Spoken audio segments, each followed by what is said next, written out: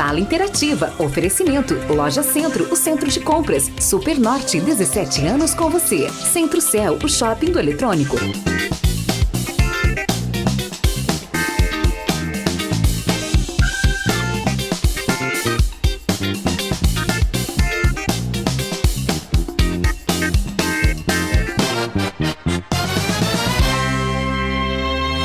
Muito boa tarde para você que está ligado na tela do SBT. Começa agora mais uma Sala Interativa. Hoje, quarta-feira, dia 20 de novembro de 2024, feriado, né? Feriado nacional, Dia da Consciência Negra, uma data muito importante.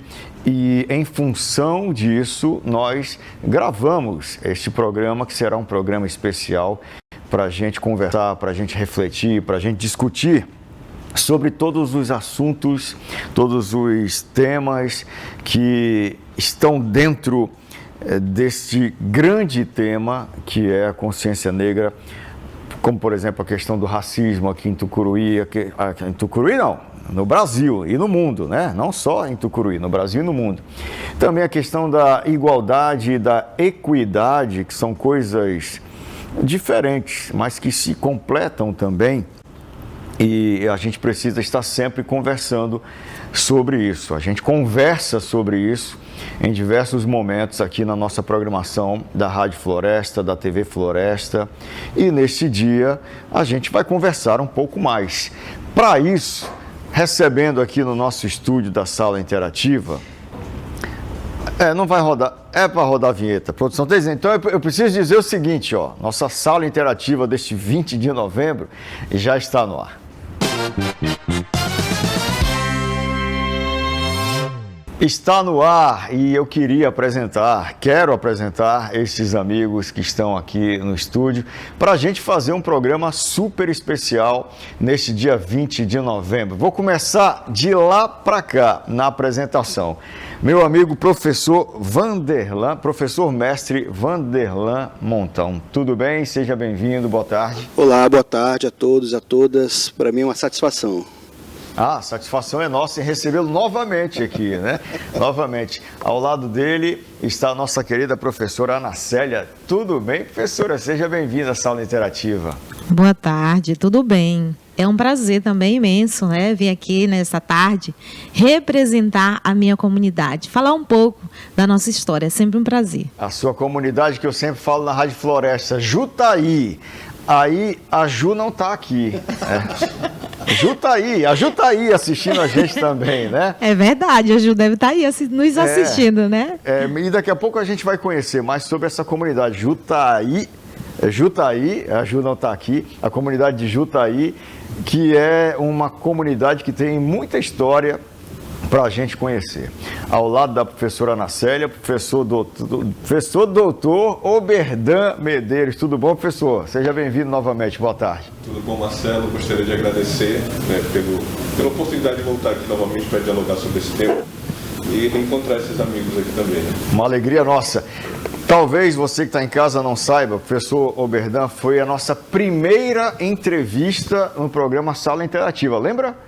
Lembra? Dia 30 de novembro, não foi? 30 de novembro, vai fazer 4 anos agora, ó. Daqui 10 dias, 4 anos, a primeira entrevista que nós tivemos no programa Sala Interativa foi com ele. Ele está com a gente aqui novamente, uma alegria. E a nossa querida Negra Linda. Sempre que ela vem aqui à Sala Interativa, é muita beleza, é muita simpatia e é muito empoderamento feminino, né, Negra Linda? Boa tarde, seja bem-vinda. Sim, Marcelo, boa tarde. Primeiramente, agradecer a Deus por estar aqui novamente, mais uma vez.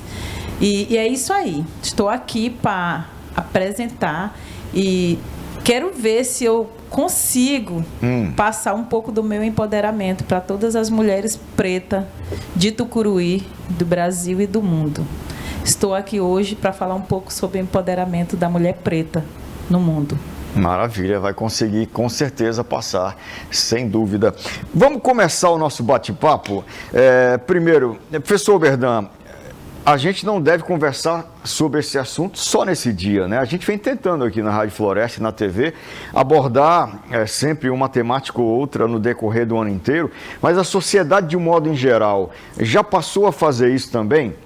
Discutir essas questões relacionadas à consciência negra, ao racismo, etc., durante o ano inteiro e não só nessa semana, especificamente? Eu sempre tenho ressaltado, né, a oportunidade que a Rádio Floresta, a TV Floresta tem dado para a gente dialogar, né, e vem fazendo isso constantemente, né, cotidianamente a gente é exposto ao debate que vocês têm feito na rádio, na TV, trazendo, né, os nossos pares aqui para debater esse assunto.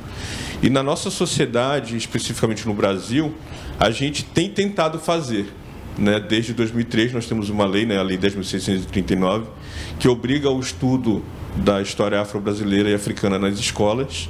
Em 2008, a Lei 11.645 obriga o estudo da história indígena, né, da cultura indígena para a nossa sociedade, mas a gente ainda tem enfrentado algumas dificuldades, né, em alguns espaços para poder fazer com que essa lei seja implementada de fato. Né, já tem mais de 20 anos de Lei 10.639 e a gente observa que algumas pessoas ainda resistem em fazer. Por quê? Uma das situações é o próprio racismo estrutural, né? Outras situações é a importância que não é dada para a temática da igualdade, da equidade, né? do combate ao racismo ou da educação antirracista, que para algumas pessoas se julga desnecessária porque, aparentemente, por conta do que está também na lei, né? Todos nós somos iguais diante da lei, então todos deveriam ter o mesmo trato. Só que o que leva à necessidade da gente dialogar isso diariamente na escola é o racismo estrutural, né? Essa dificuldade que nós temos ainda de encontrar nos nossos livros didáticos a história contada com as contribuições de todos os povos, né? Da necessidade da gente poder perceber que há uma desigualdade entre as pessoas, que há uma desigualdade entre as classes sociais, que há uma desigualdade entre os gêneros. E a questão étnico-racial, ela tem só se somado a esses outros debates, essas outras situações, né, que as minorias jurídicas, né, as minorias étnicas, as minorias de gênero e de orientação sexual, de qualquer outra ordem que seja a minoria, tem que se esforçar para poder fazer com que a coisa funcione de fato, e a gente ainda tem enfrentado algumas dificuldades para poder gerar a implementação dessa legislação e a prática na nossa sociedade como consequência. Claro que a gente tem avançado muito, né? Quando a gente para, por exemplo, para refletir aqui, a Ana Célia está presente, né? A Ana Célia começa a debater, por exemplo, a história da comunidade dela em sentido étnico e racial em 2012. É uma das primeiras que começa a fazer isso, e muitas outras pessoas que são quilombolas começam a protagonizar a sua própria história, a ajudar a escrever a sua própria história, que era excluída do processo educativo, excluída dos nossos livros didáticos, excluída do imaginário social.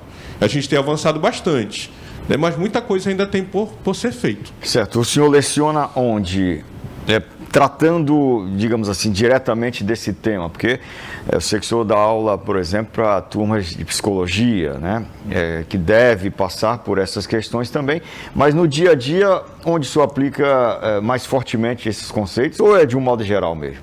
De um modo geral, o tempo todo, né, mas de maneira mais marcante, nós temos feito esse trabalho dentro do IFPA, onde nós temos desde 2009, né, um núcleo de estudos afro-brasileiro indígena, né, que ocorre em todos os campi do IFPA.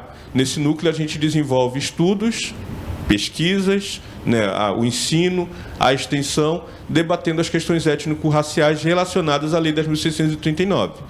Né, de lá para cá a gente conseguiu avançar muito participando na educação básica dentro do IFPA e no município, e fundamos recentemente, né, há 3 anos, uma especialização em saberes e práticas afro-brasileiras indígenas na Amazônia. Nós somos um corpo docente, né, e de pesquisadores que tem pesquisado nas suas dissertações, nas suas teses de doutorado, essa temática, e tem ajudado a gente a se fortalecer. Né? De todo modo, o IFPA no campus Tucuruí criou uma identidade relacionada à questão étnico-racial, graças à oportunidade de nós termos dentro do nosso campus um núcleo de estudos afro-brasileiro e indígena. Maravilha. Professora Ana Célia, o professor Berdan citou agora há pouco que a senhora, né, estudou, sistematizou os saberes, o conhecimento da sua comunidade de Jutaí, uma comunidade quilombola. Como é que a senhora, digamos, passou a abordar sistematicamente esses saberes, sendo que a senhora foi uma criança nessa comunidade, né? Eu queria saber como é que a criança que viveu essa história ajudou a professora a sistematizar isso. Marcelo, foi muito importante nós tivermos a oportunidade de estar aqui, porque nós vamos mencionar nessa conversa como acontece a formação da comunidade de Jutaí. Nós sabemos que a história do nosso país passa por vários momentos. E dentro desses momentos, a formação da minha comunidade, ela desencadeia ali no período da Guerra do Paraguai, onde os pretos estavam sendo recrutados para o Exército Brasileiro para estar na linha de frente da guerra. E nós sabemos que os pretos sempre serviram de escudo, né, para a população branca nesse país. E nesse período, os antepassados da minha comunidade sobem Rio Tocantins acima e adentram em um igarapé chamado Itacoroa e se instalam ali.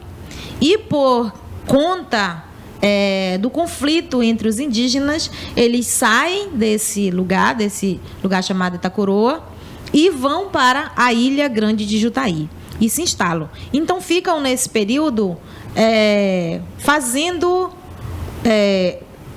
a ida para o território Itacoroa, para a colheita de castanha, e volta para a Ilha Grande de Jutaí.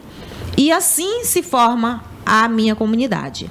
No entanto, no período de 1980, acontece a grande enchente do Rio Tocantins e a minha comunidade é obrigada a sair da ilha para a terra firme, onde nós estamos localizados hoje. Então é por isso que é Nova Jutaí? Por esse motivo que é Nova Jutaí, porque lá na ilha era Jutaí.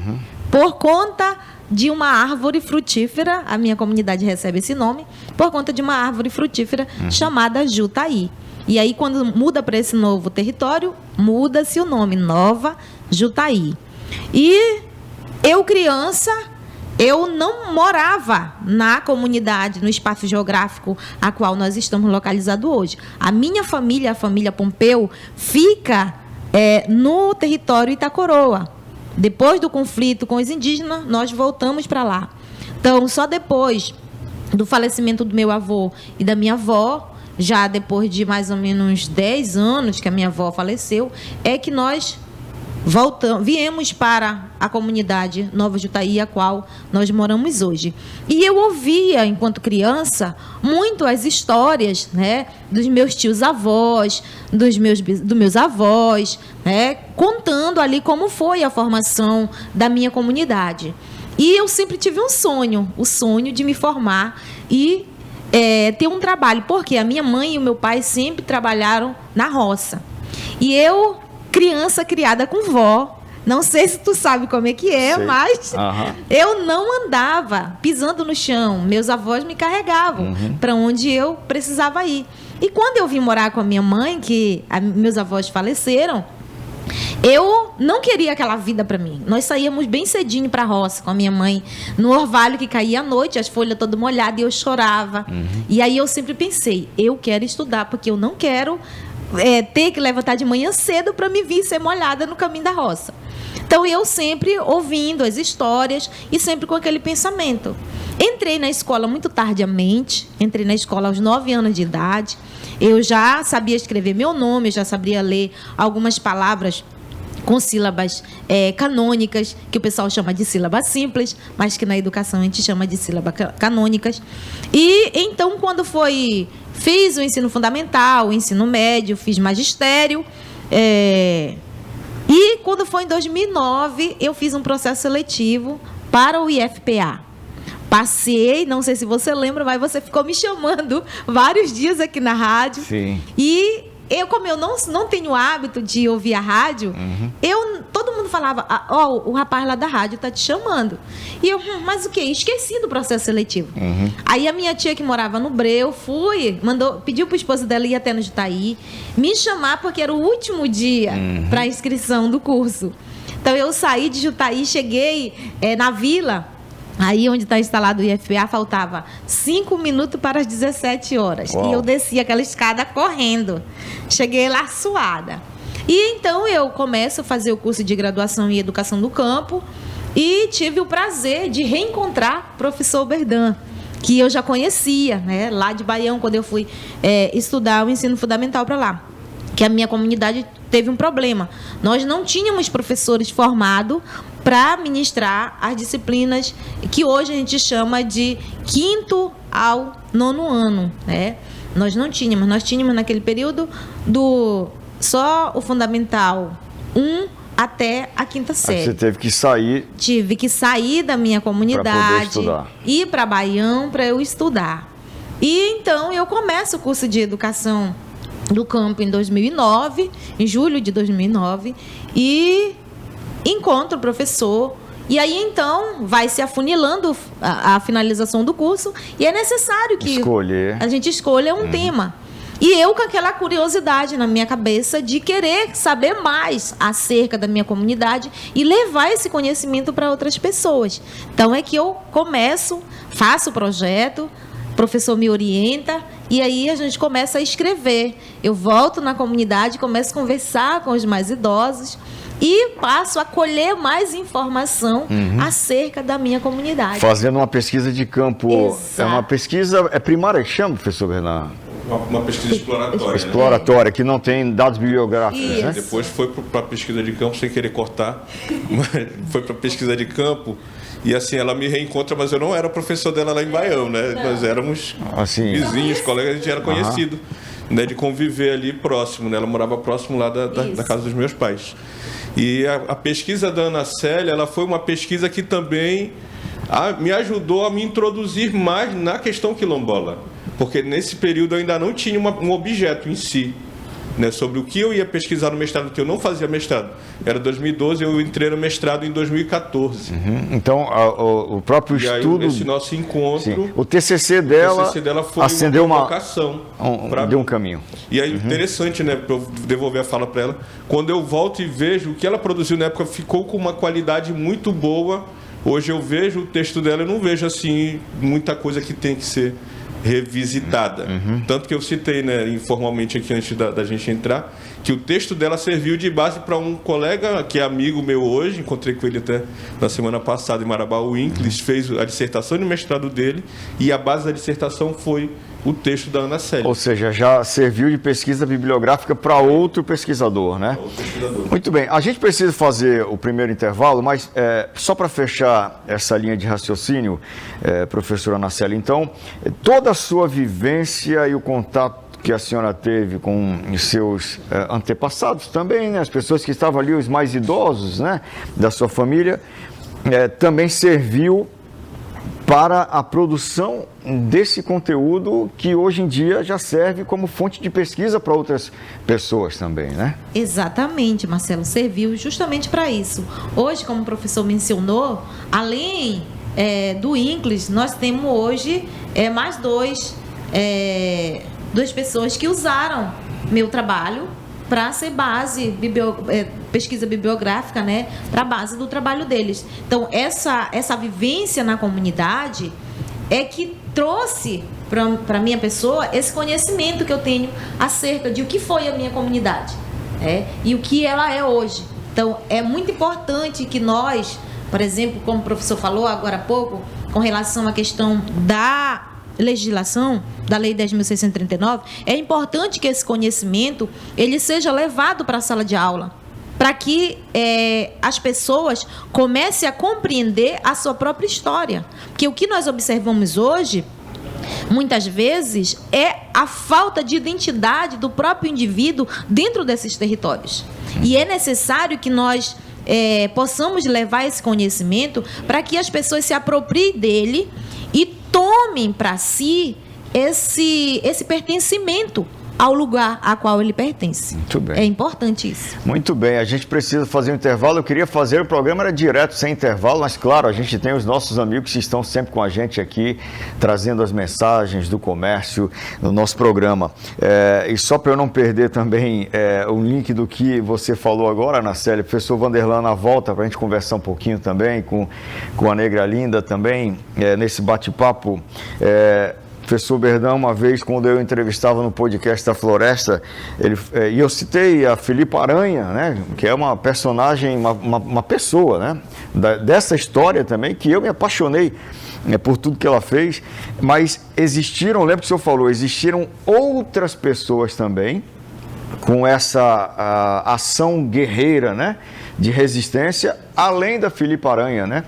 E trabalhos iguais a este da Ana Célia e o que vocês pesquisam também, são fundamentais para que essas pessoas que revolucionaram a sua época também possam ser conhecidas e a história ser passada adiante também. Tem esse ponto também, né, professor? Tem esse ponto. No próprio trabalho da Ana Célia, ela cita as várias famílias, né? Os vários cidadãos e cidadãs que contribuíram para que essa história se mantivesse na memória, né? Que o que há de todo modo é um resgate dessa memória, que claro que vai ser colocado ali no papel, né? Que aí tem alguns críticos que dizem, né, vão congelar a história, né? Como a Ana Célia foi lá na memória da população, foi lá no resgate do que é o discurso dos antepassados, congelou no texto dela. Isso está sendo transmitido de outras maneiras, né, em outras obras, mas essa contribuição dessas pessoas ficou,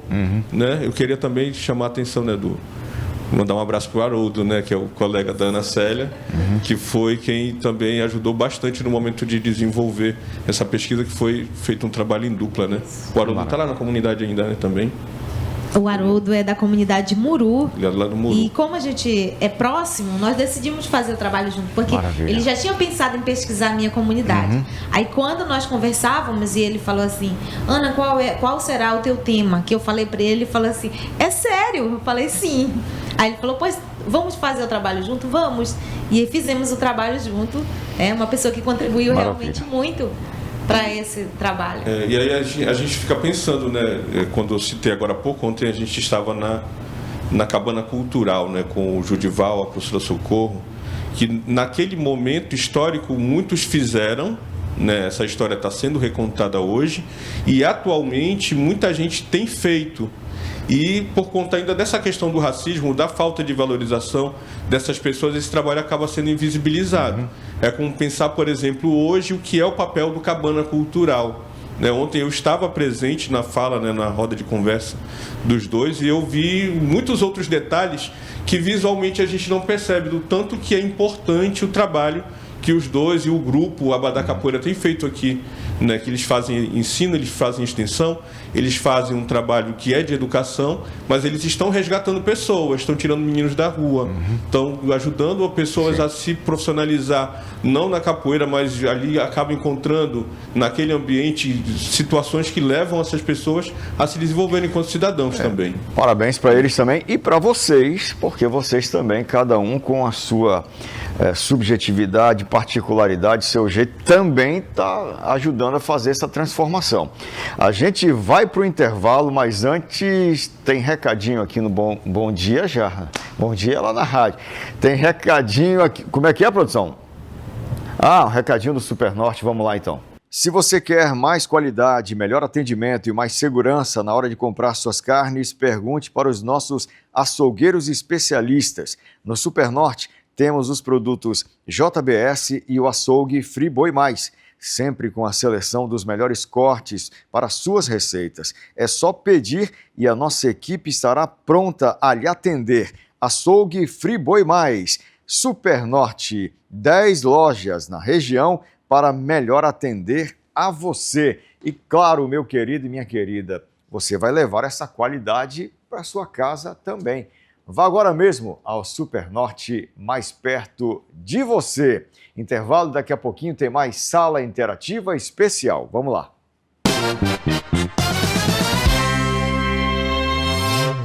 Esquenta Black Black Friday chegou com tudo.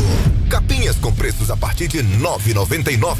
Fones Bluetooth de alta resistência a partir de R$ 69,99. Smartphones com descontos de até R$ 600. Tem até 14 vezes sem juros no seu cartão. Com boleto, entrada a partir de R$ 190. Não perca esta chance de garantir acessórios e celulares com preços imperdíveis. Esquenta Black. Só na Centro-Céu. Escola Adventista. Matrículas abertas para 2025. A educação de qualidade que seu filho merece está mais perto do que você imagina. Oferecemos um ambiente acolhedor e seguro, valorizando e incentivando a desenvolver seu potencial máximo. Professores dedicados e capacitados, prontos para guiar seu filho com atenção e carinho. Venha conhecer nossa estrutura, nossa equipe e tudo o que temos a oferecer. Escola Adventista Tucuruí. Mais informações: 94-99103-2192, 94-2101-2878.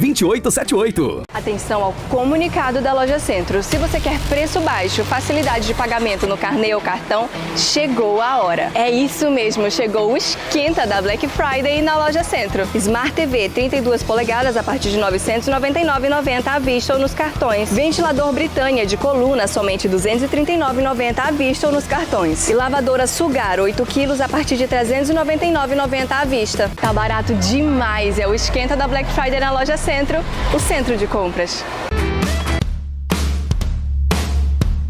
Você usa o app Supernorte?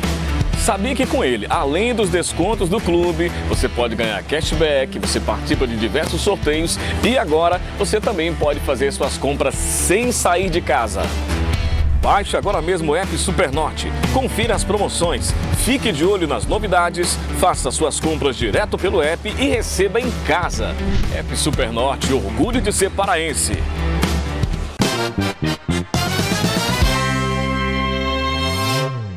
De volta com a nossa sala interativa nesse bate-papo super especial, neste Dia da Consciência Negra. E com a gente aqui, essas pessoas queridas, talentosas, que transformam a nossa sociedade num lugar melhor para a gente viver.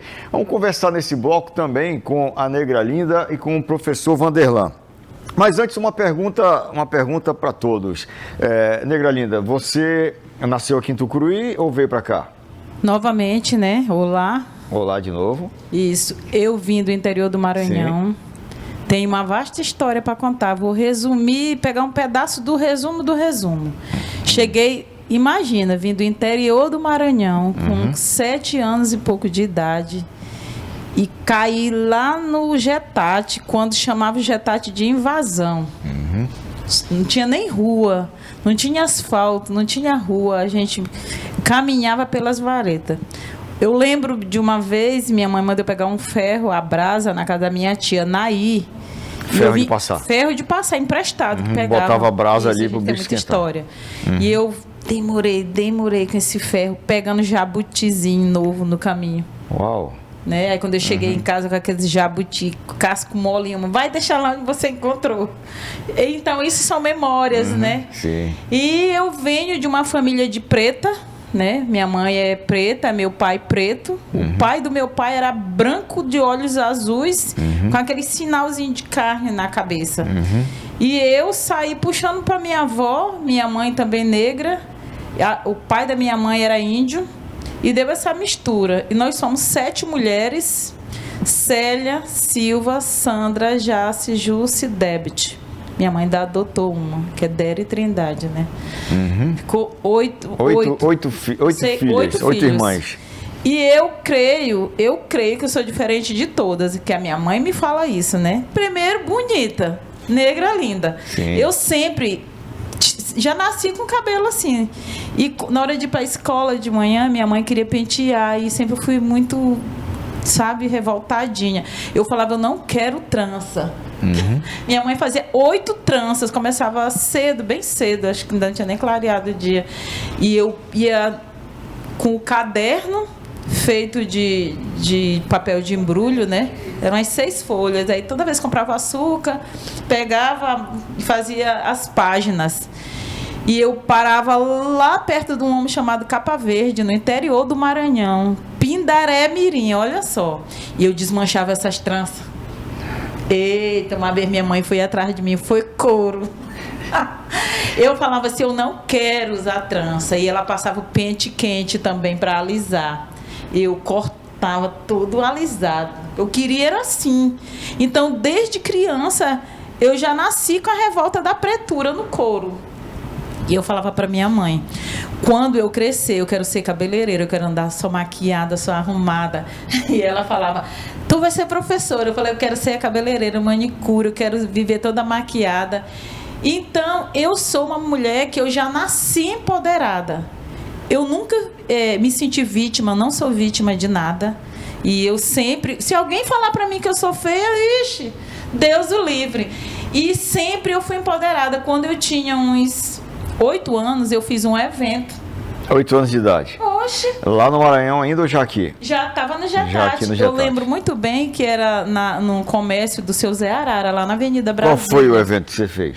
Eu chamei um monte de menina nas casas para fazer concurso de dança. E eu comprei um pacote de bombom no Zé Arara fiado. Não tinha nem emprego, era uma criança. Sim. E eu fiz um evento, um concurso de dança. Qual era a dança da época? Era Lambada do Beto Barbosa. Lambada do Beto Barbosa. E a minha mãe falou, eu tô sabendo que tu tá fazendo um evento e tu tá endividada. Olha, minha filha, tu vai fazer eu passar vergonha. Eu ia te matar de um ataque, que ela fala assim.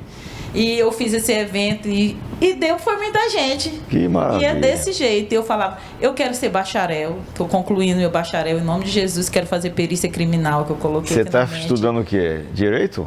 Não, fisioterapia. Fisioterapia. Já me considero fisioterapeuta. Mas você quer ser perita criminal? Depois quero ser perita criminal. Muito bem. E eu queria ser cantora. Eu já me considero cantora. Você que canta, o índio né? dos teclados disse que eu sou cantora já. Você canta, o índio toca e ele você é meu canta. Professor de canto. Sim. Ele impregnou na minha mente que eu já sou cantora. Tu tem voz. Eu falei, o que precisa para ser cantora? Ele falou, tem que ter voz. Eu falei, oxe, então... Ele falou, nega, tu tem uma voz bonita, vamos trabalhar. Mas o índio te conquistou tocando os teclados dele ou você conquistou o índio? Eu que conquistei, porque Foi? eu que sou poderosa. Pronto. Porque eu sou preta.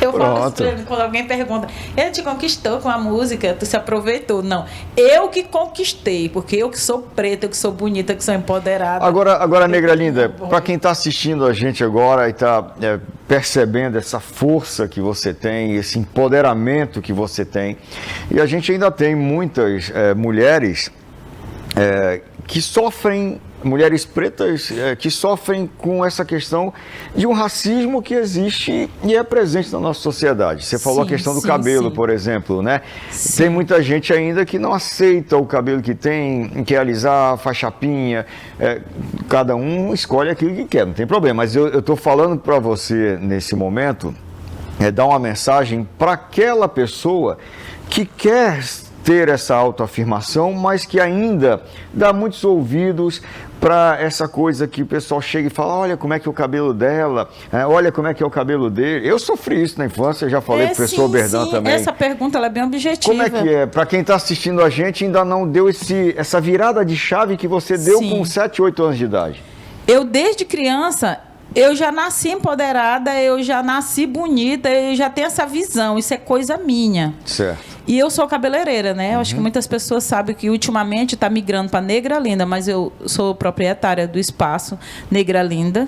Espaço Negra Linda, tem até minha foto e o nome é esse. Onde fica? No Jetati. E eu sou membro do Crespas e Cacheada, onde acho que deve ter quase 1000 mulheres. No grupo, acho que tem umas 600. E aleatório em Tucuruí, na cidade, quando a gente se encontra, chega a mais de 1000 mulheres.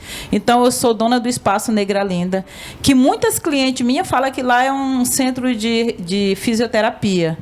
Quem passa pelo Espaço Negra Linda não sai de lá com a mesma mentalidade, com o mesmo pensamento.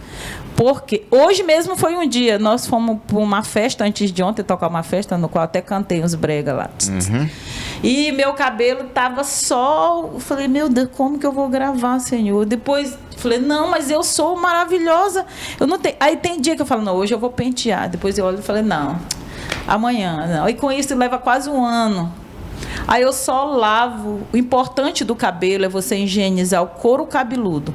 O couro cabeludo é que tem que estar higienizado. Aí eu lavo bem o couro cabeludo, aí passo um condicionador e coloco na toalha e pronto. Você tem que ter a certeza que você é linda independente de qualquer coisa. Nós temos uma família, nós temos sangue, nós temos os nossos olhos, temos nossos ouvidos, nariz, boca, dente. Eu vejo tanta pessoa lutar, economizar para colocar, sabe, uma pigmentação, aumentar os lábios, que tem todo o seu direito. Então, a gente tem que ser grato. Eu costumo dizer para os meus filhos assim: quem é grato não reclama de nada. E eu sou muito grata. Eu vim de um bairro que sofreu muito preconceito, onde a gente tinha que colocar a havaiana num saco para lavar o pé lá na Terra Prometida. Eu venho de uma comunidade onde tinha que pegar o ônibus ali na Dom Cornélio Vermas. Eu venho de uma comunidade onde eu estudei na Escola Ribeiro de Souza. Eu vinha de pé, de bicicleta, outra vez de carona. Então, eu olho lá atrás. O preto, ele tem que parar também de se vitimizar. Todo dia se vitimizar. Entendeu? Aí chega a mulher preta com o cabelo igual ao meu, aí fala assim: ai, mas eu queria ter o cabelo igual ao teu. Eu falei: teu cabelo é igual ao meu, mulher. Mas não é. Eu digo: ó, então, se tu tá vendo assim, teu pai não é o meu, tua mãe não é a minha. Então, vamos estudar o teu cabelo. Aí eu começo a trabalhar aceitação. Trabalhar aceitação.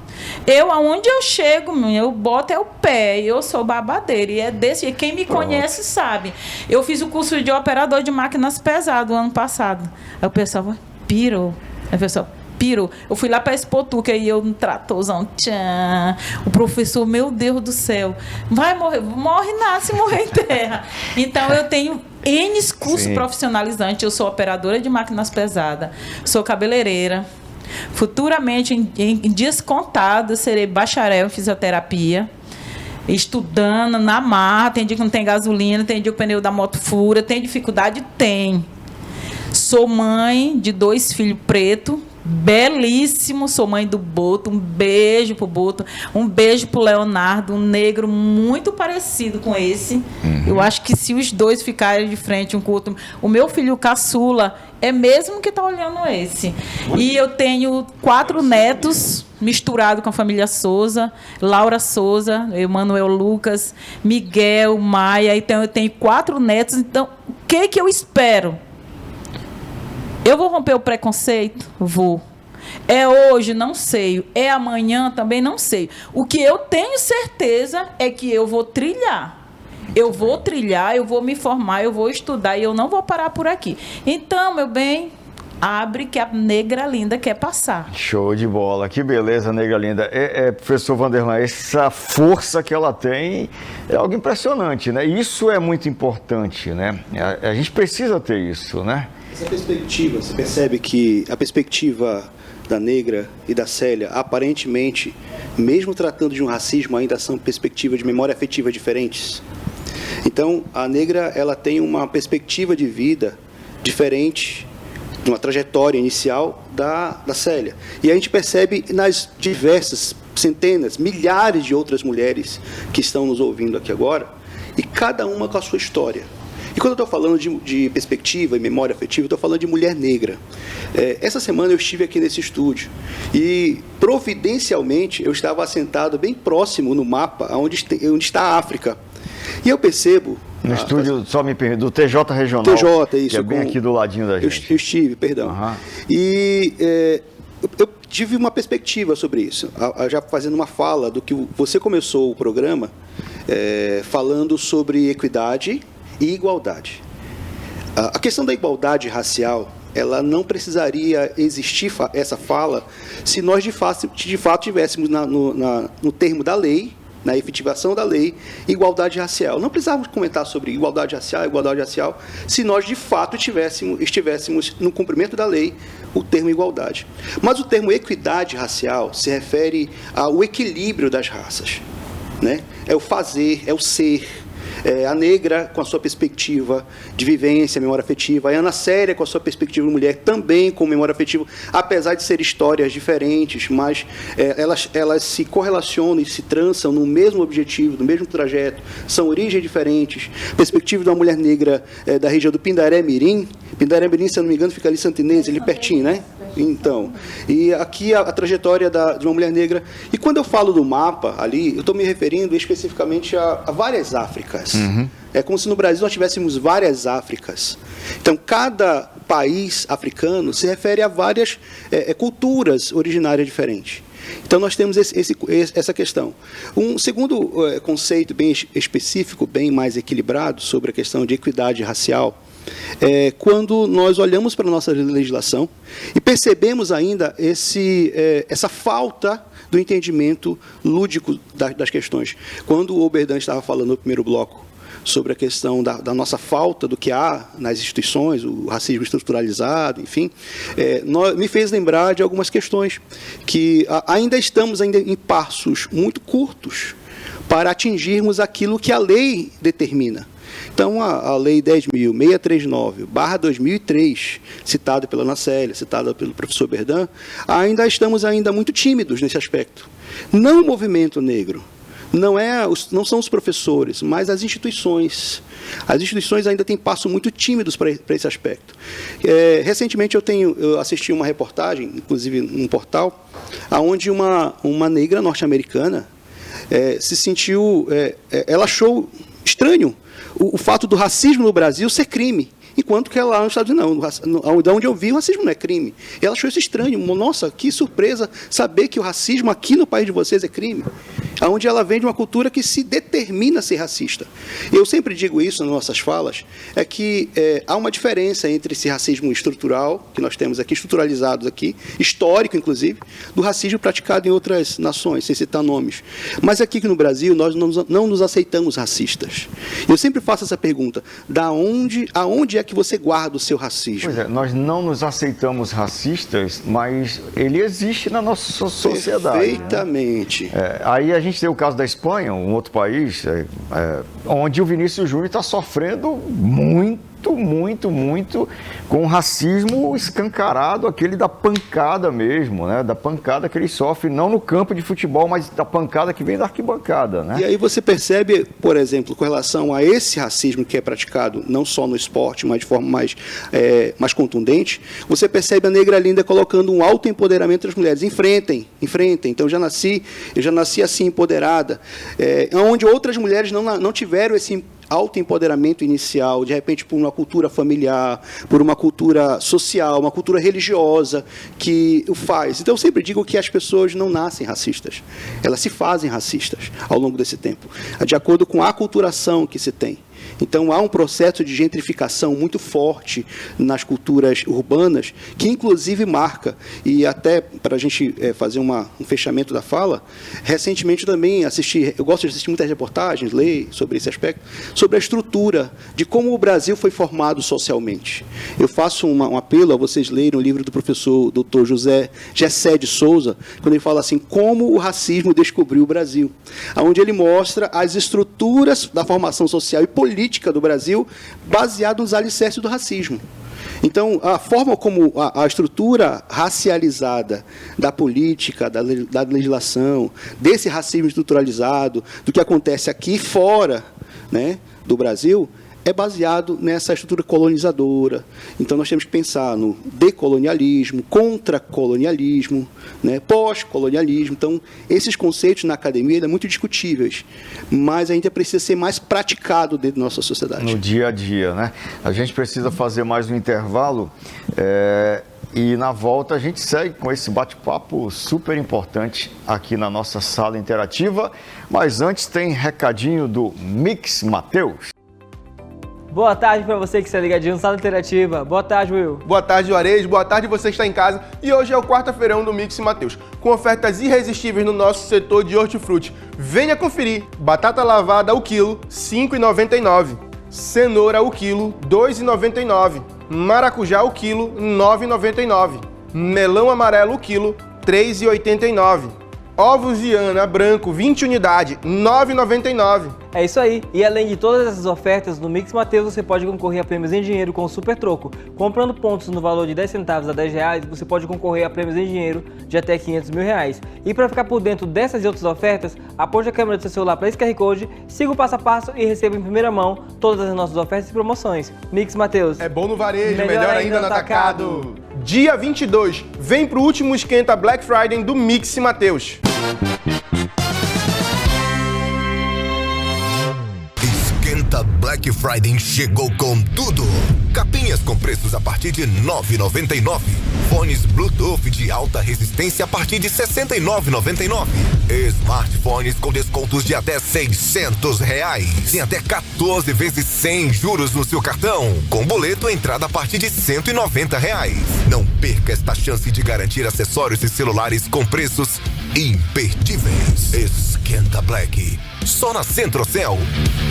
Escola Adventista. Matrículas abertas para 2025. A educação de qualidade que seu filho merece está mais perto do que você imagina. Oferecemos um ambiente acolhedor e seguro, valorizando e incentivando a desenvolver seu potencial máximo. Professores dedicados e capacitados, prontos para guiar seu filho com atenção e carinho. Venha conhecer nossa estrutura, nossa equipe e tudo o que temos a oferecer. Escola Adventista Tucuruí. Mais informações: 94 99103 2192 94 2101 2878. Atenção ao comunicado da Loja Centro. Se você quer preço baixo, facilidade de pagamento no carnê ou cartão, chegou a hora. É isso mesmo, chegou o esquenta da Black Friday na Loja Centro. Smart TV 32 polegadas a partir de R$ 999,90 à vista ou nos cartões. Ventilador Britânia de coluna somente R$ 239,90 à vista ou nos cartões. E lavadora Sugar 8 quilos a partir de R$ 399,90 à vista. Tá barato demais, é o esquenta da Black Friday na Loja Centro, o centro de compras. Você usa o app Supernorte? Sabia que com ele, além dos descontos do clube, você pode ganhar cashback, você participa de diversos sorteios e agora você também pode fazer suas compras sem sair de casa. Baixe agora mesmo o app Supernorte, confira as promoções, fique de olho nas novidades, faça suas compras direto pelo app e receba em casa. App Supernorte, orgulho de ser paraense.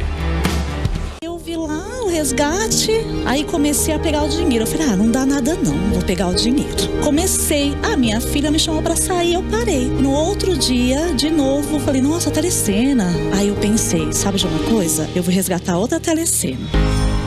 A telecena é uma história familiar, né? Minha avó já comprava a telecena há muitos anos e eu dei continuidade e apenas com 25 centavos eu fui sorteada para participar do painel de X e estou aqui hoje. Roda, rodou, é o A da casa. Rodou, é o S da casa.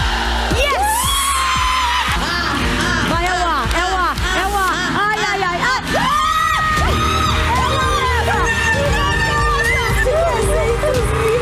Eu participei do painel do X e ganhei mais de 335 mil. Eu acreditei, sonhei e ganhei com a telecena.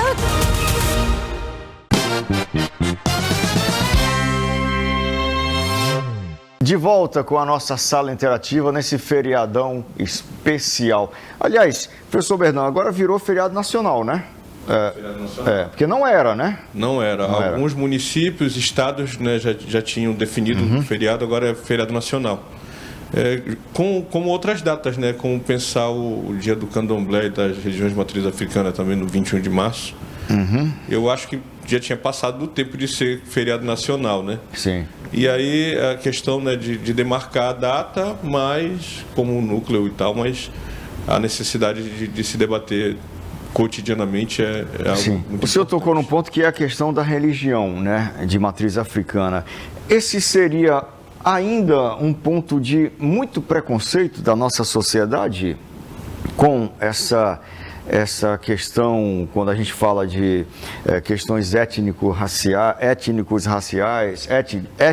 né, raciais. Esse seria um ponto onde o preconceito ainda é muito forte? A religiosidade, sim. Que é um dos fatores étnicos, né?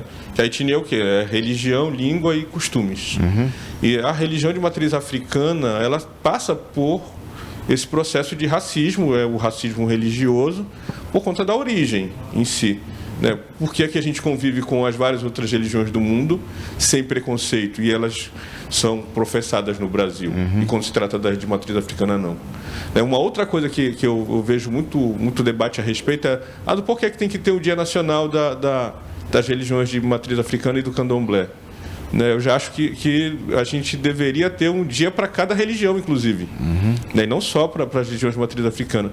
É para demarcar território, é para demarcar espaço para debate, é para demarcar essas distorções sociais, né? Que é a desigualdade, que é o preconceito, que é o racismo. E uma coisa que eu observei também quando foi do ano passado a lei, né, das religiões de matriz africana e do candomblé, é que aconteceu da mesma forma com as duas leis. A 10.639 é a lei que obriga ao estudo da história afro-brasileira e africana. A lei 11.645 é a cultura indígena. Quando sai a religião de matriz africana na lei para o Dia Nacional, fica de lado a religião indígena naquele momento do debate. Né? Tá faltando, às vezes, a gente atentar para a unidade no sentido do debate, que é o que o Vanderlan coloca, né? A equidade, a igualdade, né? E olhar, às vezes, pela diferença também. Né? Que quando eu vejo pela diferença, eu vou pautar, né, de maneira específica o que cada comunidade, o que cada cultura pauta enquanto a necessidade de reconhecimento, enquanto a necessidade de reparação. A gente tem que ficar atento também a esse momento da consciência negra, né? A gente está na Semana da Consciência Negra hoje, né? O programa está indo ao ar no dia 20, para a gente poder parar para pensar que a gente está, de certa forma, se somando às outras pautas. Né? Não pode perder isso de vista também. Uma coisa que é importante, Marcelo, também, no gancho da fala do professor Berdan, é que nós temos que perceber assim, o que é igualdade? O que é específico, as especificidades da etnia, colocar de forma equilibrada. Então, igualitária, equilibrada. Então, temos similaridades e temos particularidades. Temos coisas bem semelhantes, que devem ser tratadas de forma igual, por chamado de igualdade racial. Mas temos particularidades nas questões étnicas, indígenas, afro-brasileiras, mas que precisam ser tratadas de forma equalitária. E aí eu trago a fala do professor Berdan exatamente para esse aspecto, que para alguns aspectos da religião afro-brasileira foi tratado, mas a religião indígena foi deixada de lado.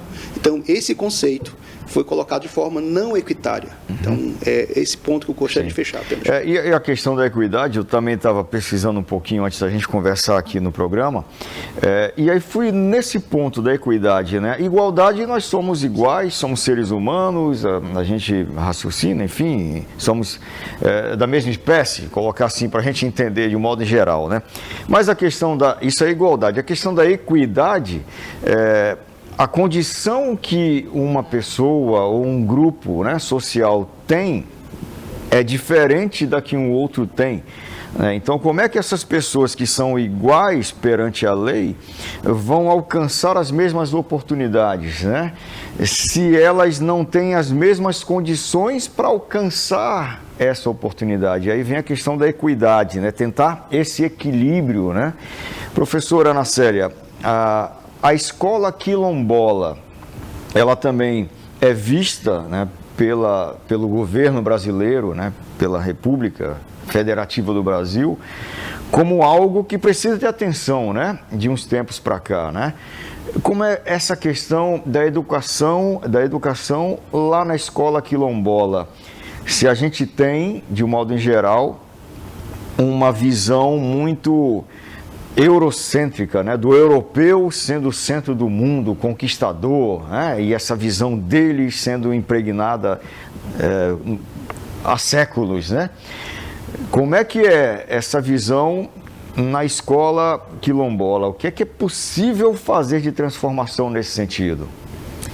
Marcelo, é importante que se fale sobre isso, mas eu gostaria de voltar um pouco na fala do professor, quanto à questão cultural das comunidades. Nós estivemos junto com o professor Vanderlan nessa última semana agora lá na sede do município de Breu Branco, apresentando um grupo cultural que nós temos na comunidade, que é o Samba de Cacete.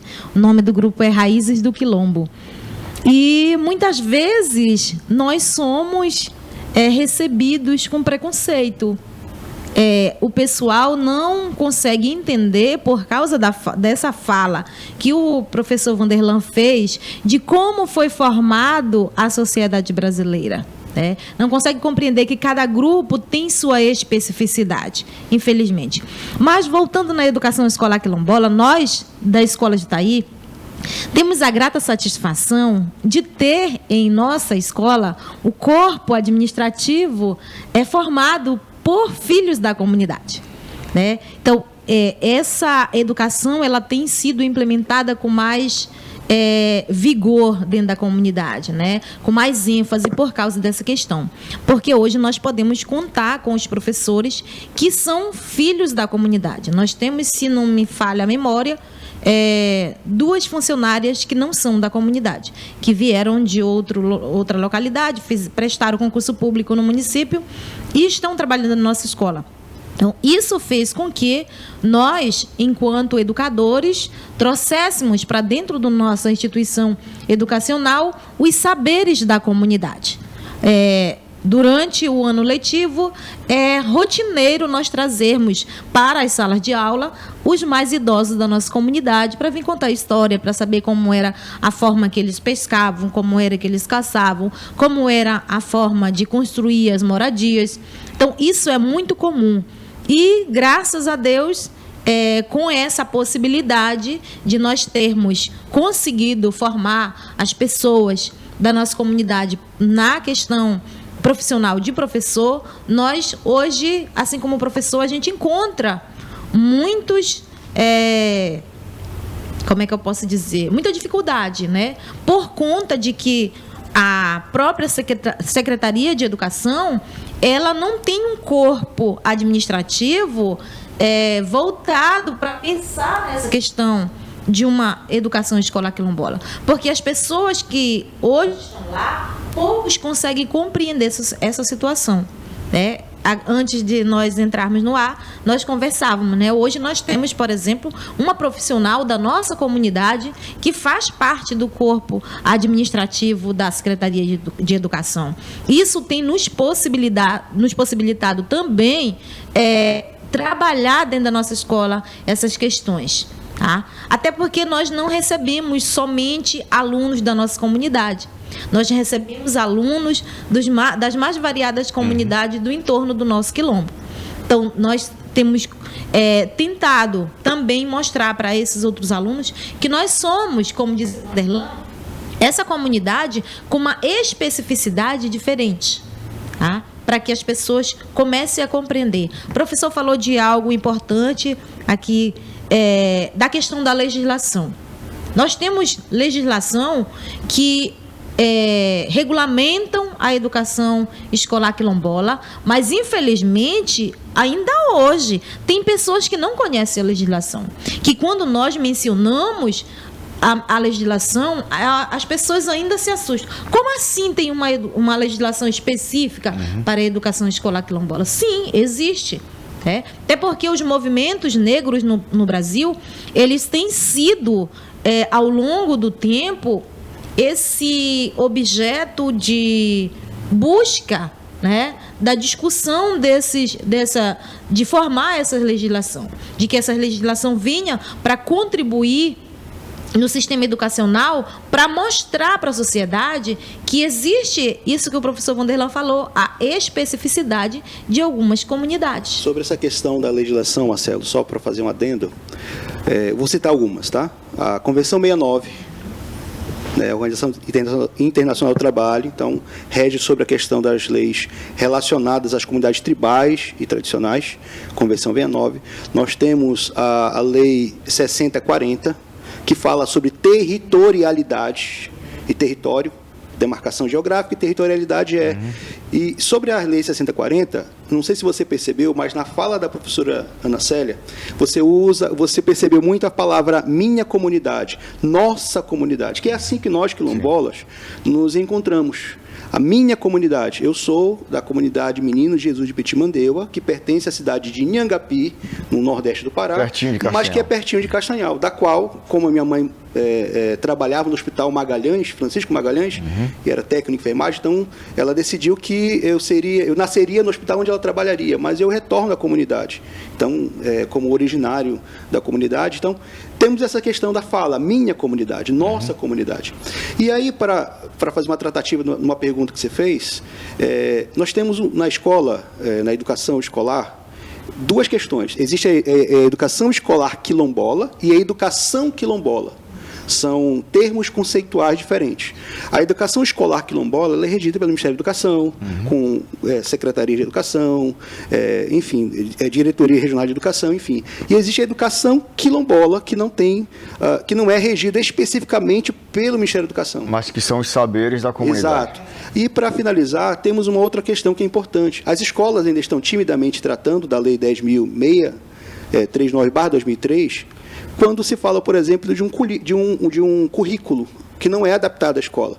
O projeto político pedagógico deveria ter a letra Q, PPPQ, projeto político pedagógico quilombola, da qual menciona e trata dos saberes da comunidade, a merenda diferenciada. Então, tem toda uma tratativa do transporte escolar, baseado na questão da colheita, que a professora Ana falou, questão da merenda. Então, esse projeto político-pedagógico, que ainda nós estamos vendo muito invisibilizado, aliás, está invisibilizado dentro da secretaria, a gente propõe à secretaria, para a secretaria ainda traz um projeto político-pedagógico ainda urbano, para dentro de uma escola quilombola. Então, esse é um dos primeiros grandes problemas que nós temos dentro da educação.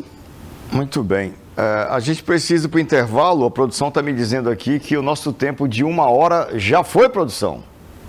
Já foi.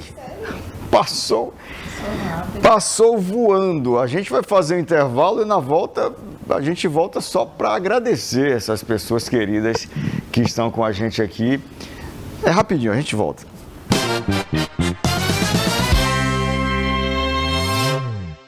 Esquenta Black Friday chegou com tudo. Capinhas com preços a partir de R$ 9,99. Fones Bluetooth de alta resistência a partir de R$ 69,99. Smartphones com descontos de até R$ 600. Tem até 14 vezes sem juros no seu cartão. Com boleto, entrada a partir de R$ 190. Não perca esta chance de garantir acessórios e celulares com preços imperdíveis. Esquenta Black. Só na Centro-Cel. Escola Adventista. Matrículas abertas para 2025. A educação de qualidade que seu filho merece está mais perto do que você imagina. Oferecemos um ambiente acolhedor e seguro, valorizando e incentivando a desenvolver seu potencial máximo. Professores dedicados e capacitados, prontos para guiar seu filho com atenção e carinho. Venha conhecer nossa estrutura, nossa equipe e tudo o que temos a oferecer. Escola Adventista Tucuruí. Mais informações: 94 99103 2192 94 2101 2878. Atenção ao comunicado da Loja Centro. Se você quer preço baixo, facilidade de pagamento no carnê ou cartão, chegou a hora. É isso mesmo, chegou o esquenta da Black Friday na Loja Centro. Smart TV 32 polegadas a partir de R$ 999,90 à vista ou nos cartões. Ventilador Britânia de coluna somente R$ 239,90 à vista ou nos cartões. E lavadora Sugar 8 quilos a partir de R$ 399,90 à vista. Tá barato demais, é o esquenta da Black Friday na Loja Centro, o centro de compras. Você usa o app Supernorte? Sabia que com ele, além dos descontos do clube, você pode ganhar cashback, você participa de diversos sorteios e agora você também pode fazer suas compras sem sair de casa. Baixe agora mesmo o app Supernorte, confira as promoções, fique de olho nas novidades, faça suas compras direto pelo app e receba em casa. App Supernorte, orgulho de ser paraense.